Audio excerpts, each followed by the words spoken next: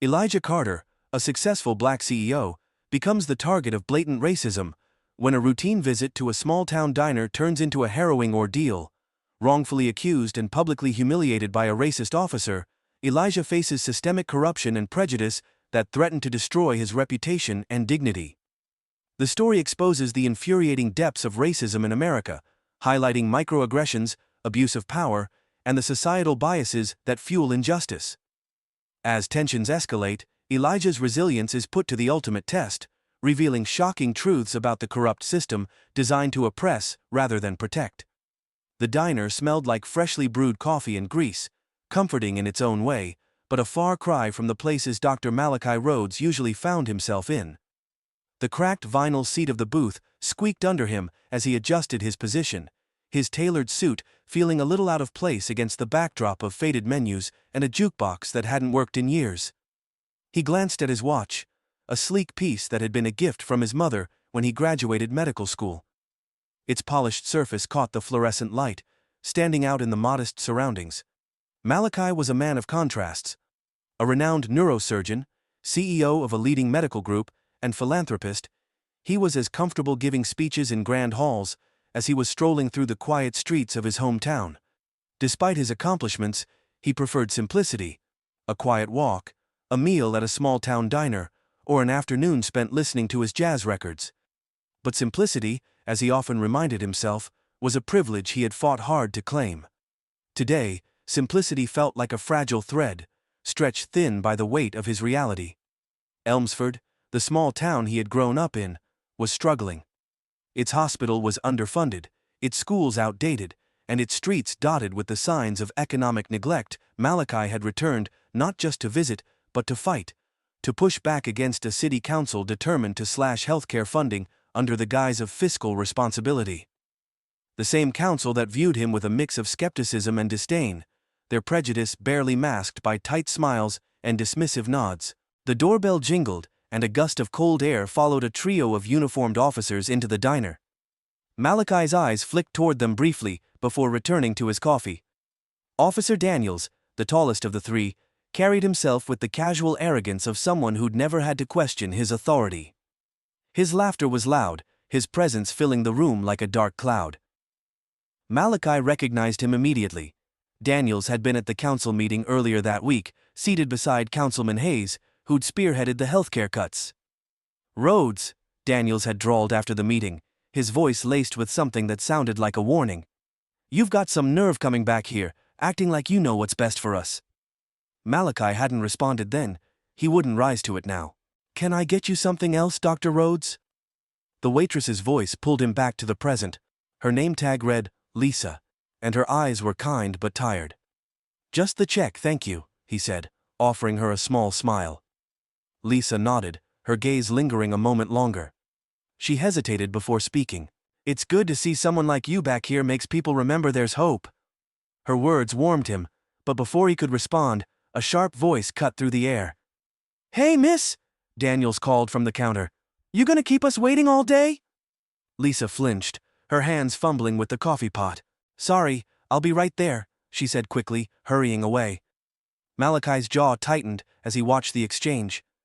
It was subtle, but it spoke volumes. Daniels's tone, the way his words dripped with condescension, the way Lisa scrambled to appease him.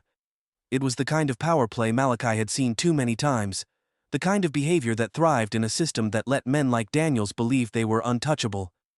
He sipped his coffee, letting the bitterness ground him. The world hadn't changed much, he thought, not in the ways that mattered. "Dr. Rhodes, right?" Daniels's voice broke through his thoughts. He was standing at the edge of Malachi's booth now, his broad frame blocking the light. Malachi looked up, his expression calm but unreadable. "That's right." Daniels smirked, the kind of smirk that dared you to push back. "Didn't think we'd see you slumming it here." Malachi raised an eyebrow. "It's a free country, isn't it?" Daniels chuckled, but there was no warmth in it. "Sure is. Just don't forget whose country it is." The words hung in the air like smoke, heavy and choking. Malachi's hand tightened around his coffee mug, but he didn't rise to the bait. "I'm just here for the coffee," he said evenly. "Right," Daniels said, dragging the word out as if he didn't believe it. He leaned in slightly, his voice dropping. You can't fix this town. Roads people like you come in, make a lot of noise, and leave nothing changes. Malachi met his gaze, his voice steady. Then maybe it's time for a different approach. Daniel straightened, his smirk faltering for just a moment. Careful, Doc. Not everyone's as patient as me. With that, he turned and walked back to the counter, his laughter echoing as he joined his colleagues. Malachi exhaled slowly, his heart pounding despite his calm exterior. He'd faced worse, he reminded himself. But this wasn't just about him. It was about every person in this town who didn't have the privilege to walk away. Lisa returned with the check, her hands trembling slightly. I'm sorry about that, she said softly, her eyes darting toward Daniel's. It's not your fault, Malachi said, his tone gentle. She hesitated, then added, just be careful, okay? He's not the kind of man who likes being challenged. Malachi nodded, slipping cash into the check holder. As he stood, he offered her a reassuring smile. I've dealt with worse. The words were meant to comfort her, but as he stepped outside into the crisp evening air, he realized they were a reminder to himself as well. This fight wasn't new to him, but it was far from over. Malachi stepped out of the diner, the chill in the air biting against his skin as the door shut behind him. He took a moment to glance down the quiet street, its familiar cracks and faded storefronts holding memories of a childhood long gone. It wasn't the town he remembered, at least, not entirely. It felt smaller now, diminished by years of neglect and the weight of systemic failures. Yet, the fight to revive it felt personal, like a debt he owed to his past. He headed toward his car, his footsteps echoing faintly on the pavement. As he approached, he noticed a squad car idling nearby. Daniels sat behind the wheel, his smirk visible even through the tinted window. It wasn't subtle. It wasn't meant to be. Malachi ignored him, unlocking his car with a measured calm, though his muscles tensed. The deliberate provocation was almost laughable. Almost. The engine of the squad car roared to life as Malachi started his own vehicle. In his rearview mirror, he saw the cruiser pull out of its spot and fall in behind him. He tightened his grip on the steering wheel, exhaling slowly. It was a textbook move, one he'd seen countless times before. The flashing blue lights came just as he reached the edge of town. Malachi pulled over, rolling down his window as Daniels approached. The officer took his time, swaggering toward the car like he had all the time in the world. "Evening, Doc," Daniels drawled, his flashlight aimed squarely at Malachi's face. "In a bit of a hurry?" "I wasn't speeding," Malachi said evenly, meeting his gaze without flinching. "Is there a problem?" Daniels clicked his tongue, leaning closer. "License and registration." Malachi complied, his movements deliberate and calm. He handed over the documents, watching as Daniels inspected them with exaggerated slowness. "Nice car," Daniels remarked, his tone dripping with sarcasm. "Doesn't quite fit in around here, though. What did you say you do again?" "I'm a neurosurgeon," Malachi replied, his voice steady, despite the simmering frustration. "I grew up here." "Yeah, I heard," Daniel said, handing back the documents. "Just wanted to make sure everything checked out. Can't be too careful these days, you know." Malachi said nothing, letting the silence stretch. Daniels didn't move, his smirk growing wider. "Something else you need, officer?" Malachi asked finally, his tone clipped. Daniels stepped back, tapping the hood of the car twice. "Just doing my job, Doc. You have a good night now." Malachi watched him retreat to the squad car, his heart pounding with restrained anger. The encounter wasn't new, but it never got easier. He pulled back onto the road, the tension lingering like a shadow. The next day, Malachi arrived at the community center, where he was scheduled to meet with several town officials and residents.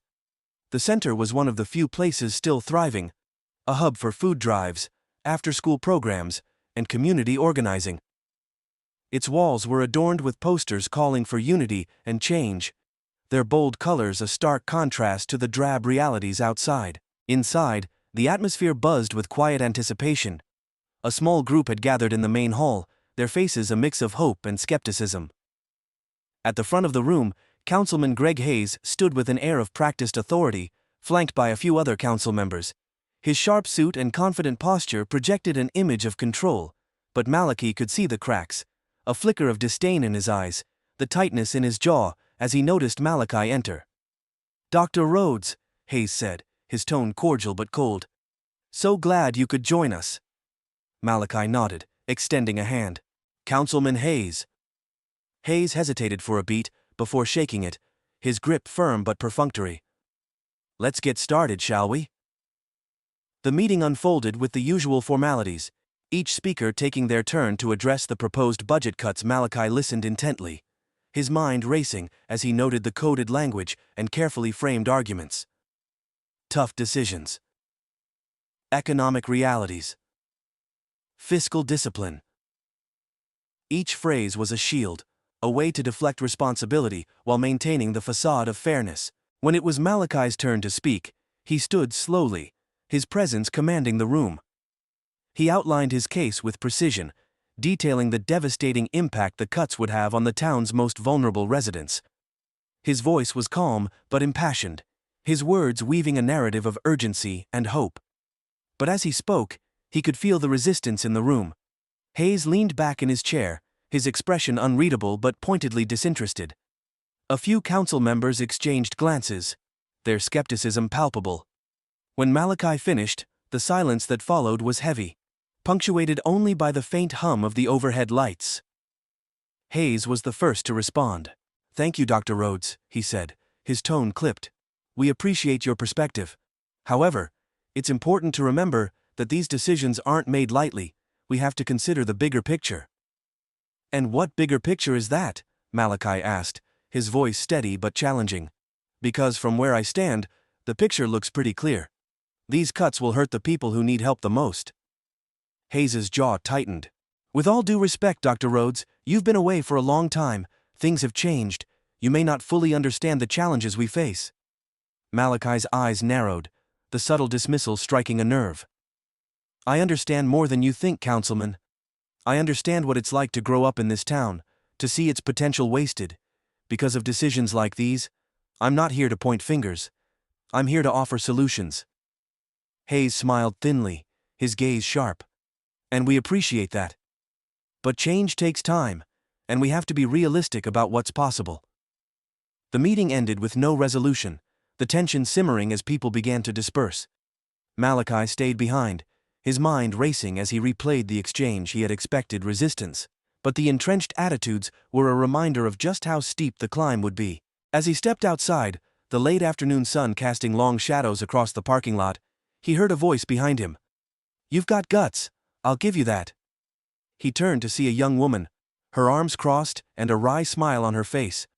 She was dressed casually, but there was an air of confidence about her that caught his attention. "I'm sorry, have we met?" Malachi asked, his tone polite. "Layla Bennett," she said, extending a hand. "I run the youth program here. Saw your speech. It was ambitious." "Ambitious?" Malachi echoed, shaking her hand. "Yeah," Layla said, her smile fading slightly. "But ambition doesn't always get you far in a place like this, especially when you're up against people like Hayes." "I'm aware," Malachi said, "but that doesn't mean you stop trying." Layla studied him for a moment, then nodded. "Fair enough. Just watch your back, Dr. Rhodes. This town has a way of chewing people up and spitting them out." The drive back to his hotel was quiet, the weight of the day pressing heavily on Malachi's shoulders. He couldn't shake the feeling that the obstacles ahead were bigger than he'd anticipated, but as the lights of the town faded behind him, he reminded himself why he was here, why he couldn't walk away. The tension was palpable when Malachi stepped into the town hall the next morning. The meeting wasn't scheduled to start for another half hour, but the room was already abuzz with whispered conversations and sidelong glances. Councilman Hayes stood near the front, flanked by two other council members, his expression as cold and calculated as ever. Malachi spotted Layla near the back, her arms crossed as she scanned the room with a mix of curiosity and unease. She gave him a small nod when their eyes met, a silent acknowledgement that they were in this together, at least for now. "Dr. Rhodes," Hayes called out as Malachi made his way to the front. His voice carried the kind of faux warmth that sent a chill down Malachi's spine. "Glad you could join us." "Wouldn't miss it," Malachi replied evenly, taking a seat near the center of the room. He could feel the weight of Hayes's gaze on him, but he refused to be the first to look away. The meeting began with the usual procedural formalities, but it wasn't long before the conversation turned to the proposed budget cuts. Hayes took the floor, his voice smooth as he outlined his rationale. He spoke of fiscal responsibility and prioritizing resources, each phrase carefully chosen to obscure the true impact of his decisions. When Malachi's turn came, he rose slowly, his presence commanding the room. He spoke with precision and passion, dismantling Hayes's arguments piece by piece. His words painted a vivid picture of the lives that would be affected, the families that would suffer if these cuts went through. But as he spoke, he noticed the subtle shifts in the room. Hayes's lips tightened into a thin line, his eyes narrowing with barely concealed irritation. A few council members exchanged uneasy glances, their discomfort evident. Even Layla, who had been nodding along in agreement, seemed to tense as the atmosphere grew heavier, and then it happened. "Excuse me, Dr. Rhodes," Hayes interrupted, his tone cutting through the air like a blade.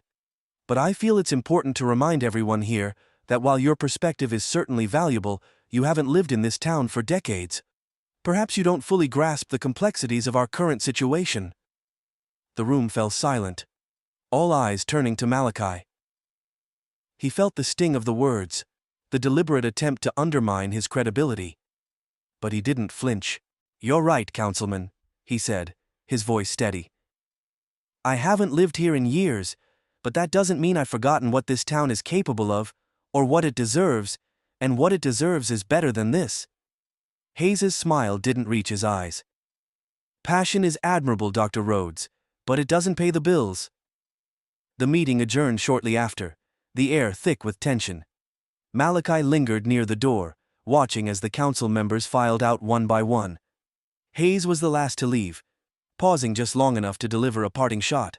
"Careful, Dr. Rhodes," he said, his voice low. "Ambition can be dangerous in a place like this." That night, Malachi sat in his hotel room, the glow of his laptop casting a pale light across his face. He was poring over financial records and council meeting minutes, searching for the cracks in Hayes's carefully constructed facade. It was tedious work, but he could feel the pieces beginning to fall into place. A knock at the door broke his concentration. He glanced at the clock, nearly midnight. Frowning, he rose to answer, his guard up. It was Layla. "We need to talk," she said, her voice tense. She stepped inside before he could respond, her movements sharp and agitated. "What's going on?" Malachi asked, closing the door behind her. Layla hesitated, her arms wrapped tightly around herself. "I've been hearing things," she said finally. "About Hayes, about you." Malachi's brow furrowed. "What kind of things?" "Whispers," Layla said, her voice barely above a whisper. "People are saying Hayes is gunning for you, that he's pulling strings to shut you down before you get any traction." Malachi sighed, running a hand over his face. "I figured as much. What else?" Layla hesitated again, her eyes darting to the door. "I heard he's been talking to Daniels." The name hit like a punch to the gut. Malachi's jaw tightened as he remembered the officer's smug grin, the deliberate harassment. If Daniels and Hayes were working together, it meant things were about to get a lot worse. "Thanks for telling me," he said finally, his voice tight. "I'll handle it." Layla shook her head. "This isn't something you can handle alone, Malachi. They'll come at you with everything they've got." "I've dealt with worse," he said, though the words felt hollow even as he spoke them. Layla studied him for a long moment, then nodded. "Just be careful." The next day, Malachi's fears were confirmed. He was on his way to the community center when the flashing blue lights appeared in his rearview mirror. His stomach sank as he pulled over, his hands gripping the steering wheel tightly. Daniels approached the car with the same swagger as before, his expression gleeful.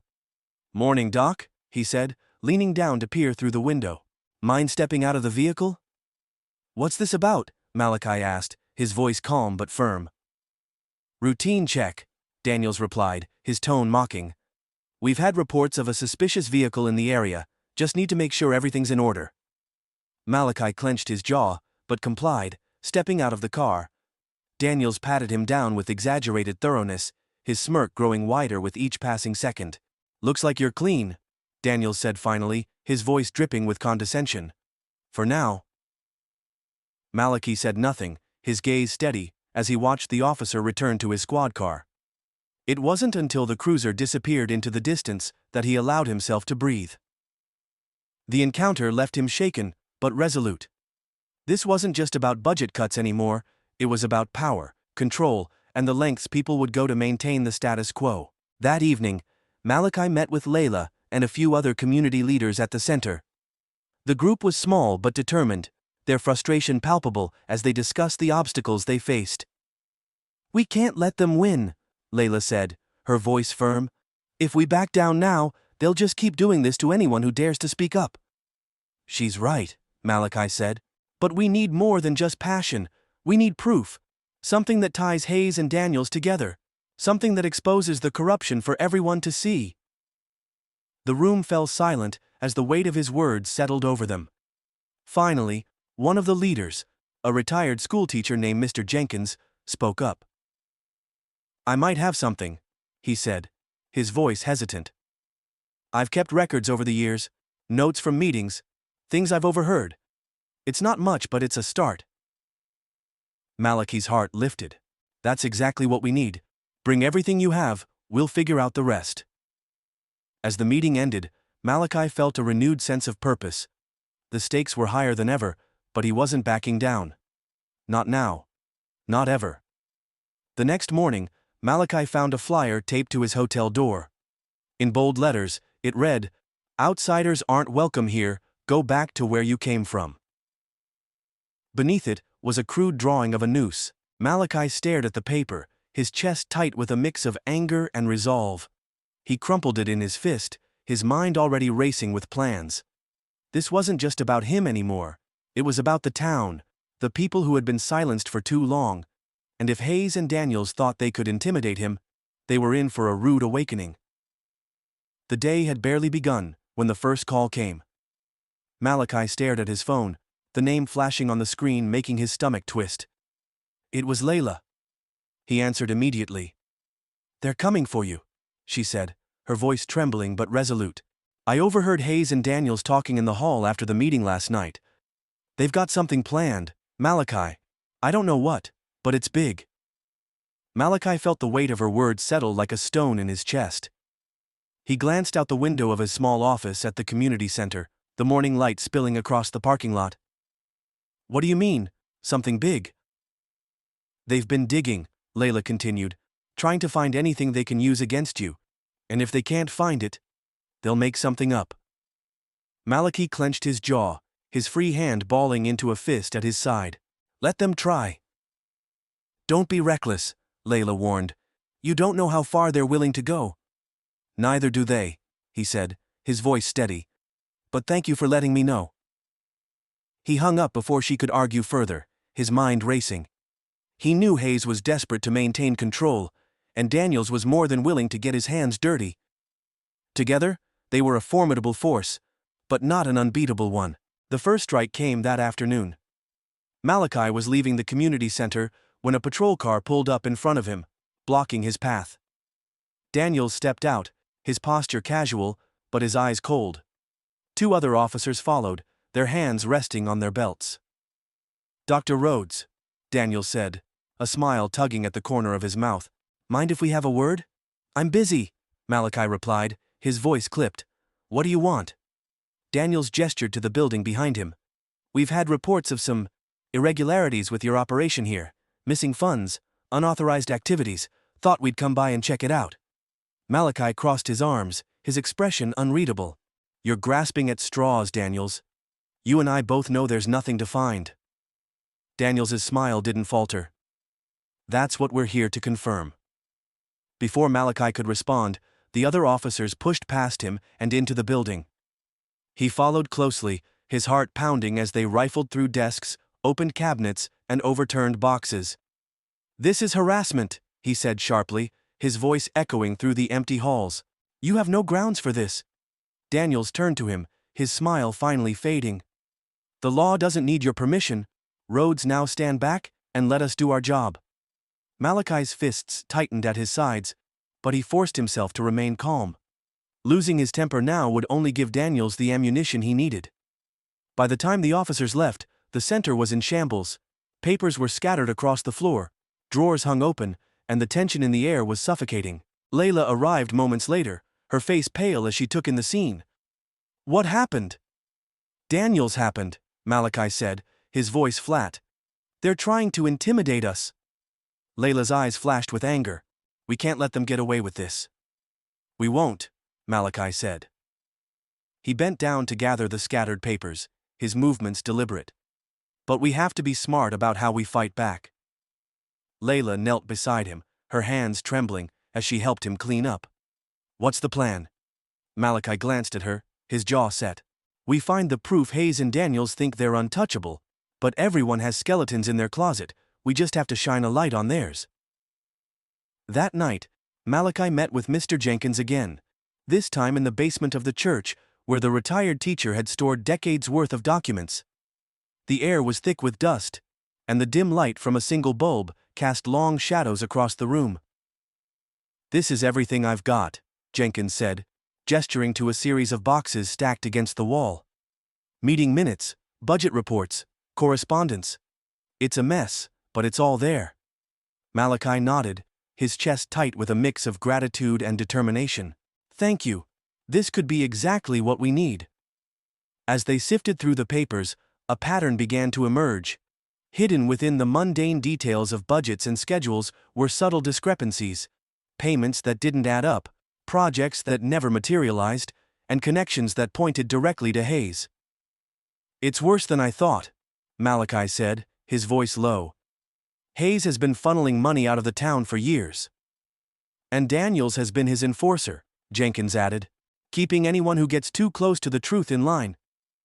Malachi nodded, his resolve hardening. "This ends now." The next day, Malachi arrived at town hall with a stack of evidence in hand. He was determined to confront Hayes directly, to force the council to see the truth. But as he approached the building, he was stopped by a familiar figure. Daniels stood at the bottom of the steps, his arms crossed and his expression dark. "I'd turn around if I were you, Rhodes." "Not a chance," Malachi said, pushing past him. But Daniels stepped in his path, his voice dropping to a dangerous growl. "You're playing with fire, Doc. You don't want to get burned." Malachi met his gaze without flinching. "I'm not the one who should be worried about that." For a moment, it seemed as though Daniels might lash out, but then he stepped aside, his smile returning. "Your funeral." The meeting was already underway when Malachi entered the chamber. Hayes glanced up from his seat at the head of the table, his expression carefully neutral. "Dr. Rhodes," he said, his tone laced with feigned politeness, "what brings you here today?" Malachi stepped forward, his voice steady but sharp. "I'm here to address the corruption that's been festering in this town for far too long." A murmur rippled through the room as he laid the stack of documents on the table. "This is proof of misappropriated funds, fraudulent contracts, and abuse of power. All tied directly to you, Councilman Hayes." Hayes's smile faltered, but he quickly recovered, leaning back in his chair. "These are serious accusations, Dr. Rhodes. I hope you have more than just a stack of papers to back them up." "I do," Malachi said, pulling out a flash drive. "And I think the town deserves to see what's really been going on." The tension in the room was electric as the council members exchanged uneasy glances. Hayes's face darkened, his mask of civility slipping for the first time. "You've overstepped, Rhodes," he said, his voice low and dangerous. "You have no idea what you're dealing with." "Neither do you," Malachi shot back. He turned to the council members, his voice rising.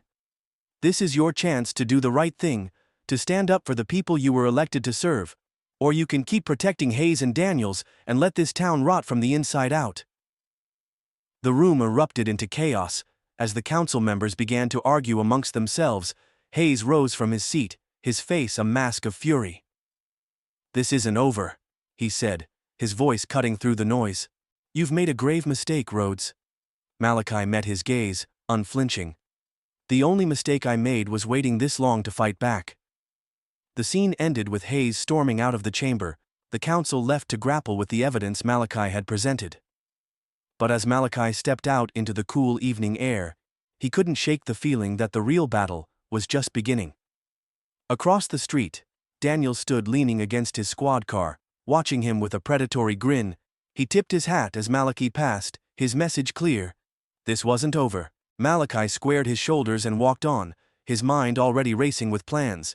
He had exposed the rot, but now he had to make sure it didn't consume him, or the town he was fighting to save. The streetlights cast long shadows over the deserted lot outside the town's police station. Malachi stood alone, his breath visible in the cold night air. In his hand, he gripped the flash drive that contained the culmination of weeks of evidence, proof not only of Hayes' corruption, but of Daniels' role as his enforcer. He had decided it was time to take the fight directly to them. The station door swung open, and Officer Daniels stepped out, his silhouette tall and menacing against the fluorescent glow behind him. He walked slowly, deliberately, his boots crunching against the gravel. "Well, well," Daniels drawled, his voice carrying easily in the quiet night. "Dr. Rhodes, you've got guts, I'll give you that." Malachi didn't flinch, meeting Daniels' gaze head-on. "This ends tonight." Daniels laughed, the sound harsh and sharp. "You think you've got the upper hand? You don't even know what you're playing with." "I know enough," Malachi said, his voice steady. "Enough to bring down Hayes, enough to bring down you." Daniels' smile faded, replaced by a cold, calculating look. "You really believe that, don't you? That this town is going to stand with you, that your little crusade is going to change anything?" Malachi took a step forward, holding up the flash drive. "I don't need everyone to stand with me, I just need the truth to come out." Daniel's eyes flicked to the drive, his jaw tightening. "You've got nothing." "I've got everything," Malachi said. "Financial records, emails, witness statements, proof of every dirty deal you've made, every law you've bent or broken to protect Hayes." For a moment, Daniels said nothing. Then, slowly, he began to clap, the sound echoing mockingly in the empty lot. "You're a smart man, Rhodes. But you're not as smart as you think. Did you really think you could dig into my business and walk away clean?" He took a step closer, his voice dropping to a dangerous growl. "You don't scare me." "I'm not trying to scare you," Malachi said, his voice calm but firm. "I'm holding you accountable." Daniel's face darkened. "You think you can take me down with a few files? I own this town. Rhodes Hayes might pull the strings, but I make the rules, and rule number 1 is knowing when to back off." "And what happens when I don't?" Malachi asked, his tone unyielding. Daniels smiled again, a cruel twist of his lips. "Then you end up just like the others, forgotten, buried." The air between them was taut with tension, the quiet night punctuated only by the distant hum of a passing car. Daniels reached for the radio on his shoulder, but Malachi spoke before he could press the button. "Go ahead," Malachi said. "Call your backup, but I'm recording this." He held up his phone, its screen faintly glowing. "Every word, every threat, and if something happens to me, this goes public." Daniels froze, his hand hovering over the radio. His eyes narrowed. "You're bluffing." "Try me," Malachi said. For a moment, they stared at each other, neither man willing to back down. Then Daniels lowered his hand, his expression twisting into one of pure hatred. "You think you're untouchable, because you've got a fancy degree and a big mouth," Daniels said. "But you don't know how this game works, I do." "No, Daniels," Malachi said, his voice rising. "You've spent your whole career playing by your rules, bending them to suit you. But the game is over. You're done." Daniels lunged forward, grabbing Malachi by the front of his coat. "You don't get to decide when this ends," he hissed. Malachi didn't flinch. "Neither do you." The sound of tires screeching broke the standoff. Both men turned as a black SUV pulled into the lot, its headlights cutting through the darkness. The vehicle came to a stop, and the driver's side door opened. Councilman Hayes stepped out, his face a mask of controlled fury. "What the hell is going on here?" Daniels released Malachi, stepping back but not retreating entirely. "Just having a conversation," he said, his tone light but laced with venom. Hayes ignored him, his gaze locking onto Malachi. "I warned you, Rhodes. You should have stayed in your lane." "I'm right where I need to be," Malachi said, standing tall. "And you're out of time." Hayes' jaw tightened, his composure slipping for just a moment. "You don't understand what you're up against. This isn't just about me or Daniels, it's bigger than you." "Maybe," Malachi said. But it starts with you. As the three men faced off, another set of headlights appeared, this time belonging to a news van. Malachi's heart surged with a mix of relief and determination. He had called in a favor, and it had paid off. The reporter and cameraman stepped out, their equipment already rolling. "Dr. Rhodes," the reporter said, her voice crisp, "is it true you've uncovered corruption within the town council?" Daniels and Hayes both froze, their expressions shifting from anger to panic. Malachi turned to the camera, his voice steady and clear. "Yes, and I have the evidence to prove it." The reporter turned to Hayes. "Councilman Hayes, do you have a response to these allegations?" Hayes opened his mouth, but no words came. He looked to Daniels, who was glaring at Malachi with undisguised hatred. "This isn't over," Daniels muttered under his breath. "It is for you," Malachi said. The cameraman captured every word, every glance, the tension thick enough to cut. The moment stretched, the balance of power shifting irrevocably. As Hayes and Daniels realized they had been outmaneuvered, Malachi stepped forward, his voice resolute. "This town deserves better," he said. "And it starts tonight." The confrontation ended with Hayes and Daniels retreating into the station, their authority and credibility in shambles. But Malachi knew the fight wasn't over. As the news crew packed up and the lot emptied, he stood alone, the flash drive still in his hand. The weight of what he had started settled heavily on his shoulders. The town would change, but not without a fight, and Malachi was ready for it. The town hall was a cavernous space, its faded wood-paneled walls and creaky floorboards, carrying echoes of decades of contentious debates and whispered scandals. Tonight, however, it was charged with an electric tension that seemed to crackle in the air. Malachi Rhodes stood at the center of it all, his gaze unwavering as he faced Officer Daniels and Councilman Hayes, who stood side by side like two wolves cornered, but still snarling. A crowd of townspeople had gathered, murmurs rippling through the room as the weight of what was about to unfold pressed down on them. The local news crew was stationed near the back, their cameras trained on the trio, ready to capture every word, every glance. "This has gone far enough," Hayes said, his voice calm but edged with warning. "You think you can waltz in here and dismantle what we've built with a few documents and accusations?" "What you've built is corruption, Councilman," Malachi replied, his voice steady. "And the people deserve to see it for what it is." Daniel sneered, crossing his arms. "You really don't get it, do you? This isn't just about Hayes or me. This town runs on deals and favors. You think you're the first to try and bring us down? They always fail." "Maybe," Malachi said, stepping closer. "But I'm not like the others." Daniels tilted his head, his expression shifting to one of mock amusement.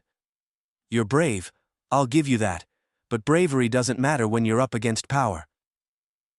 The room fell silent as Malachi pulled a flash drive from his pocket, holding it up for everyone to see.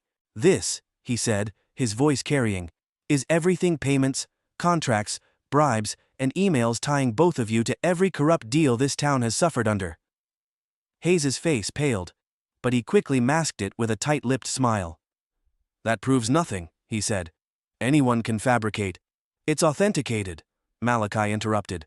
"I had experts review it before I came here, and if that's not enough, I've got testimony from people who were tired of being silenced." The murmurs in the crowd grew louder. Daniel's hands clenched into fists, his jaw tightening. "This is slander," he growled. "You think you can walk in here and destroy our lives without consequences?" "You've been destroying lives for years," Malachi shot back. "People like you prey on those who can't fight back, but I can." The crowd began to shift, the tension giving way to an undercurrent of support. Malachi could feel it, their hope, their anger, their belief that perhaps this time, something might change. It fueled him, strengthening his resolve. Hayes stepped forward, his voice low and dangerous. "You don't know what you're doing, Rhodes.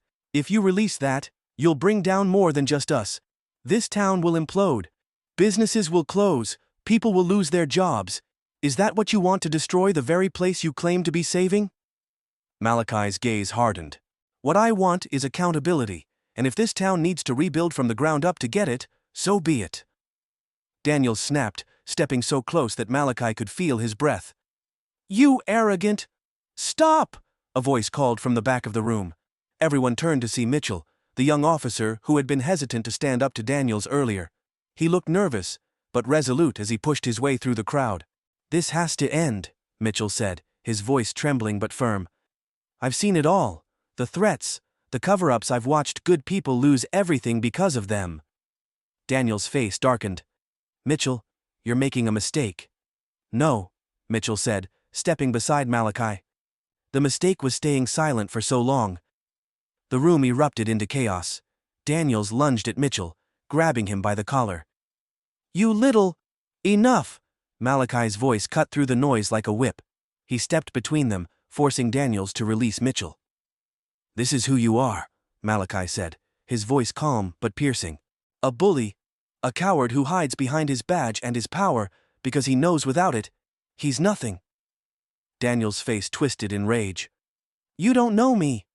"I know enough," Malachi said, "and so does everyone else now." The sound of approaching sirens filled the air, growing louder by the second Malachi turned to the crowd, his voice steady. "They're here because of you," he said, gesturing to Hayes and Daniels. "And tonight, the truth comes out." The doors burst open, and 2 state investigators entered, flanked by officers from outside the jurisdiction. The room fell silent again as they approached Hayes and Daniels. "Councilman Hayes, Officer Daniels," one of the investigators said, her voice professional but cold. "We have a warrant for your arrest." The room gasped. Daniels turned to Malachi, his face a mask of fury. "This isn't over," he spat. "For you it is," Malachi replied. As the officers cuffed Hayes and Daniels, the crowd began to murmur again. This time with a mixture of relief and cautious optimism, Malachi watched as the 2 men were let out, their power stripped away in an instant. But even as they disappeared into the night, he knew this was only the beginning. The system they had built would not crumble overnight. There would be backlash, resistance, and more battles to fight. As the reporters swarmed him, shoving microphones and cameras in his face, Malachi took a deep breath. He had won this round, but the war was far from over. The night air was cold as Malachi stepped outside, the weight of the confrontation still heavy on his shoulders. Mitchell joined him, his expression a mix of guilt and determination. "I'm sorry I didn't speak up sooner," Mitchell said quietly. "You did it when it mattered," Malachi replied. "That's what counts." Mitchell nodded, and for the first time, Malachi saw hope in the young officer's eyes. Together, they looked out at the town, its lights flickering like fragile beacons in the darkness. This was their chance to rebuild, and Malachi was ready to lead the way. The town of Elmsford awoke to a stark reality the morning after the arrests of Councilman Hayes and Officer Daniels. The news was everywhere, on local radio stations, television broadcasts, and social media. The once untouchable figures were now the faces of systemic corruption, their actions laid bare for all to see. Malachi Rhodes stood in his office at the community center, staring out the window as the sunlight bathed the streets below. The town looked the same, but something had shifted. There was a new energy, a cautious optimism that had been absent for far too long. The door creaked open, and Mitchell stepped inside, holding a steaming cup of coffee. "Thought you might need this," he said, placing it on Malachi's desk. "Thanks," Malachi replied, his voice warm but tired. "You've seen the news?" Mitchell asked, his hands tucked into his pockets. Malachi nodded. "It's everywhere. People are finally talking about what's been happening here." "They're not just talking," Mitchell said, his tone laced with awe. "They're organizing. There's a town hall meeting tonight. People want answers, accountability." Malachi turned to face him, a faint smile tugging at his lips. "That's a good start." Across town, the fallout continued. Investigators combed through the evidence Malachi had provided, uncovering layers of corruption that went deeper than anyone had imagined. Contracts tied to Hayes and Daniels revealed a web of bribery, exploitation, and abuse that implicated several other officials. By midday, 3 more resignations were announced. The town's power structure was crumbling, and for the first time in years, it seemed as though justice might prevail. Malachi's phone buzzed, breaking his thoughts. It was a text from Sophia, his sister. "Proud of you. You did what most wouldn't even dare to try. Call me later." He smiled, the weight of her words settling over him like a warm blanket. Sophia had been one of his strongest supporters, always pushing him to do what was right, even when it was hard.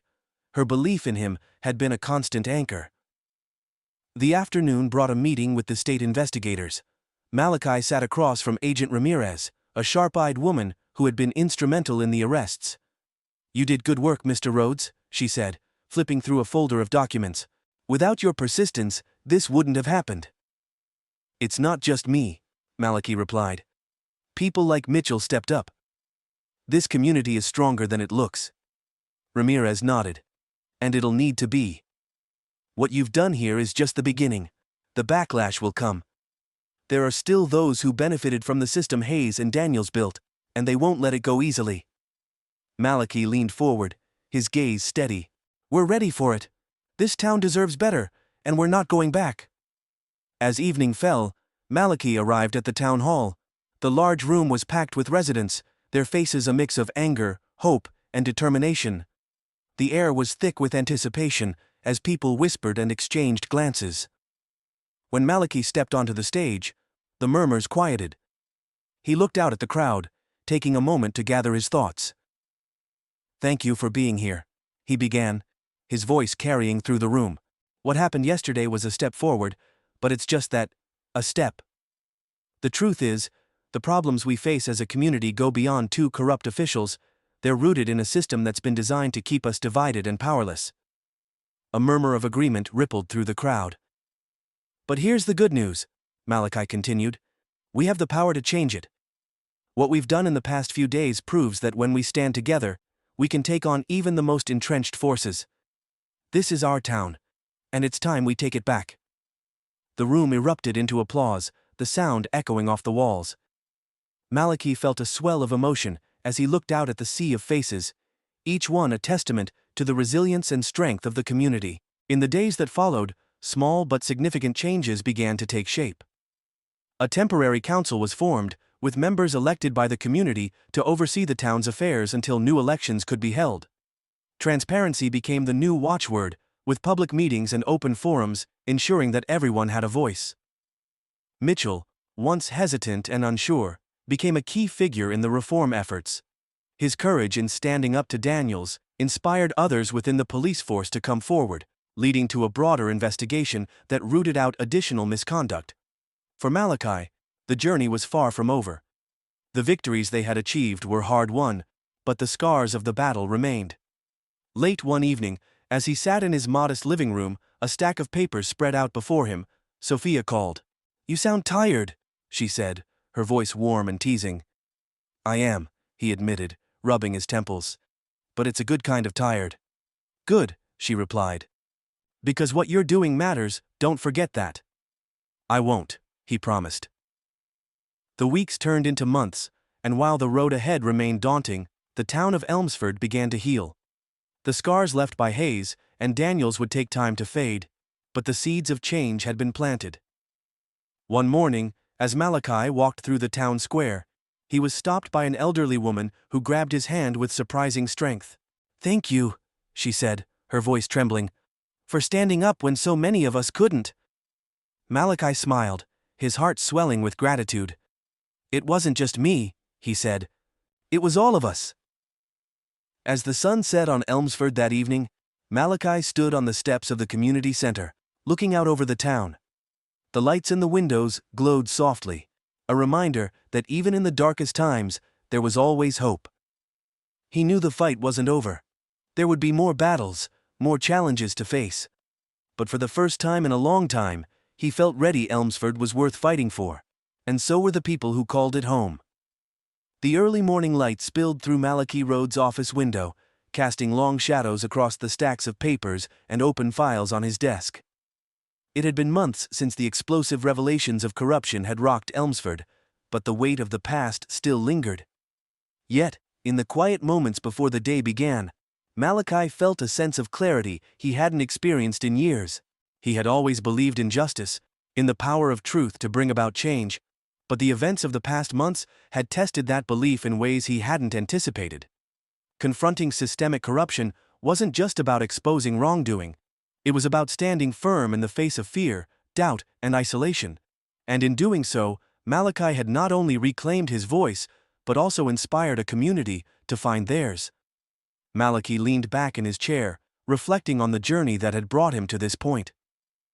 When he first arrived in Elmsford, he thought he understood the challenges he had seen in justice before, faced it in other places. But what he hadn't anticipated was the depth of the resistance, or the resilience of the people he had come to fight for.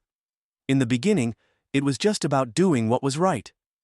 But as the truth unraveled and the stakes grew higher, it became about something more. Proving that change was possible, even in the face of a system designed to resist it. It was about showing that no one, no matter how entrenched in power, was untouchable. Malachi's personal arc mirrored the broader transformation of the town. He had always been a man of principle, but this fight had taught him the importance of collaboration and trust.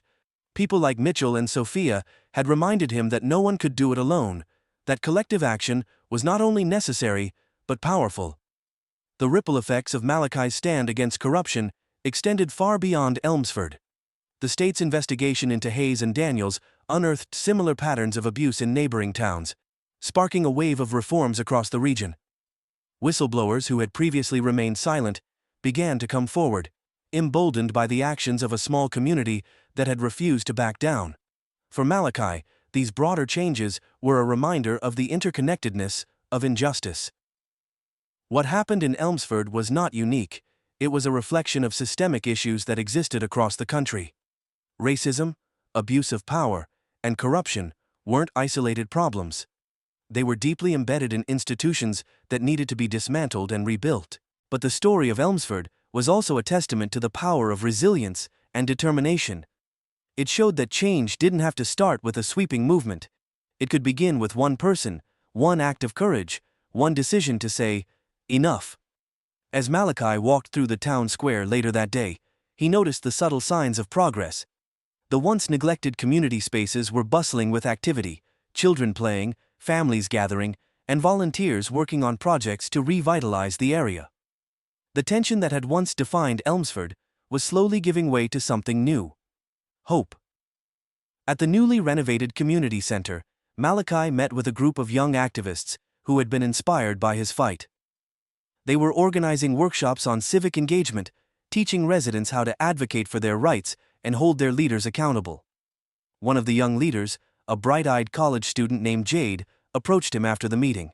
"Mr. Rhodes," she said, her voice tinged with admiration, "I just wanted to say thank you. What you did, it changed everything."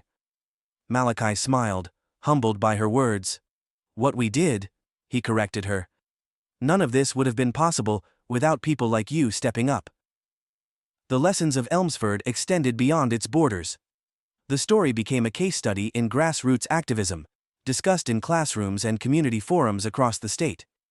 It was a reminder that systemic change required more than just exposing injustice.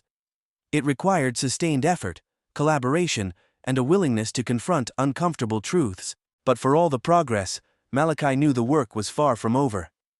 The scars of the past didn't disappear overnight, and the forces that had resisted change were still present, waiting for their chance to regain power. He had seen it before in other places, the way momentum could fade if people let their guard down. That was why Malachi remained committed, not just to the fight for justice in Elmsford, but to the broader struggle for equity and accountability. He understood now that true change was a marathon, not a sprint. And while the road ahead was uncertain, he felt ready to face whatever came next. As the sun dipped below the horizon, Malachi stood on the steps of the community center, watching the town come alive in the soft glow of the evening. He thought about the people who had walked this journey with him, the ones who had risked everything to stand up for what was right.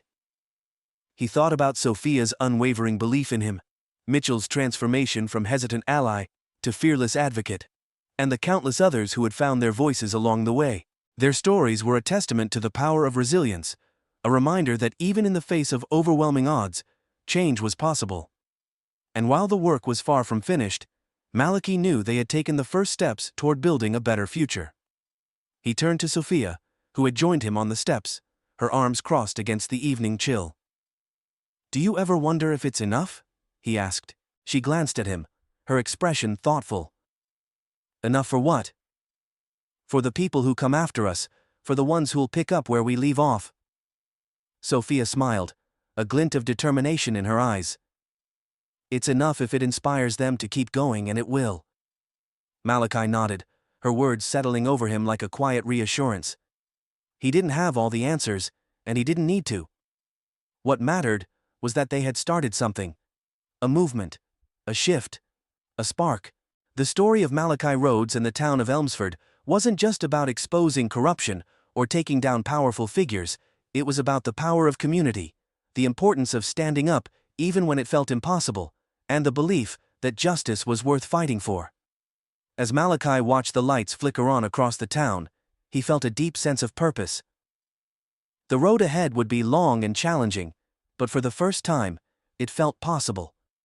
Because in Elmsford, and beyond, people were beginning to believe again. And that, Malachi thought, was the greatest victory of all.